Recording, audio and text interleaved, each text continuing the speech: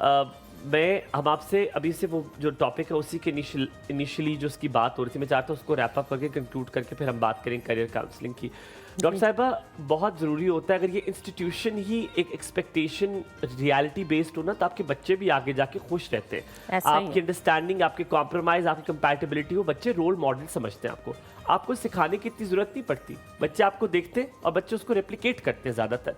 तो मुझे बताएं, ये जो उम्मीद का जो पहाड़ अब आना शुरू है, क्या इसमें ताल्लुक मीडिया का है, इन्फ्लुएंसर्स का है, सोशल मीडिया का, कि ये जो उम्मीद है ये बड़ी मुख्तलिफ हो गई है? अब शादी चलाना इस तरह नहीं है, वो कह रहे हैं कि जब तक फूल नहीं लाएगा टॉक्सिक मर्द है, अगर वो आपके लिए कुछ कहीं आपको लेकर नहीं जाता बाहर वो अच्छा नहीं है, अगर औरत इंडिपेंडेंट नहीं है, काम नहीं कर रही है, वो औरत ठीक नहीं है यार, वो तो बोझ है आपके ऊपर। ये एक्सपेक्टेशंस बदली कहाँ पर, किस वजह से?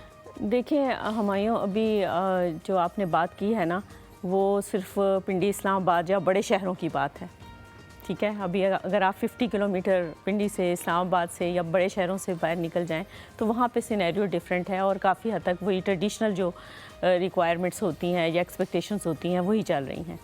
अलबत्ता यहाँ पे एक क्लास है, मतलब जो जिसको आप कह सकते हैं मिडिल क्लास में भी अब ये चीज़ें आने लगी हैं, या अपर मिडिल क्लास है या एलीट क्लास है, उसमें ये वाली एक्सपेक्टेशंस होती हैं कि फूल हों तो ब्ला ब्ला, ये बाकी सारी चीज़ें।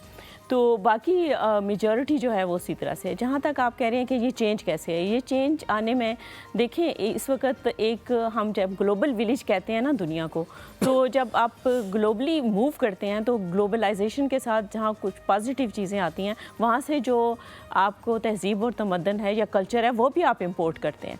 तो ये सारी चीज़ें जो हैं इनके ताने बाने वहाँ जाके मिलते हैं कि किस तरह से इस वक्त इंटरनेशनली क्या चीज़ें चल रही हैं। फ्लावर्स जो है वेस्टर्न कल्चर में बड़े इंपॉर्टेंट समझे जाते हैं, वो हर मौके पे फ्लावर्स को जो है बड़ी वेटेज देते हैं। फिर उसके बाद हमारे पड़ोसी मुल्क में जो है वहाँ पे भी अब फ्लावर्स का जो है वो बहुत बड़ी लेविश किस्म की शादियों के मनाज़र और इस तरह की चीज़ें दिखाई जाती हैं।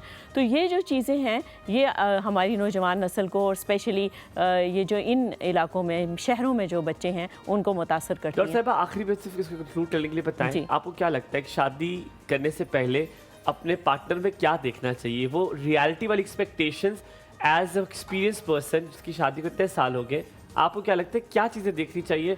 और शादी में वो सर्कल इम्पॉर्टेंट है, ये पॉइंट ज़्यादा इम्पॉर्टेंट है? देखिए एक तो बात ये है कि अगर तो हम बच्ची को खुद से हक देते हैं या जैसे एक्सपेक्टेशंस हैं, एक तो ये कि हर एक की अपनी पर्सनल इंडिविजुअल पसंद होती है, लेकिन अगर मेरा आप पर्सनल पूछते हैं तो मेरे लिए 3-4 चीज़ें बड़ी इंपॉर्टेंट है। एक तो ये कि जो ज़िम्मेदार हो, लड़का ज़िम्मेदार हो, ज़िम्मेदारी का मुजाहरा करे। दूसरा ये कि वो अर्निंग हो, डिपेंडेंट ना हो किसी पे कि अब्बा बहुत कमा रहे हैं या फैमिली बड़ी रिच है, नहीं, वो लड़का खुद क्या है, वो लड़का खुद क्या है। दूसरी बात ये कि वो सेहतमंद हो, नशे पानी के चक्कर में ना पड़ा हुआ हो, कैरेक्टर अच्छा हो। ये 3-4 चीज़ें बहुत ज़्यादा मैटर करती हैं। एक लड़की में क्या देखें मत? और एक लड़की में ये देखना चाहिए कि उसमें एक तो ये कि देखें जो शक्ल सूरत अल्लाह ताला की बनाई हुई चीज़ है, लेकिन आप देखते हैं कि आपके साथ जो लाइफ पार्टनर हो वो प्रेजेंटेबल हो।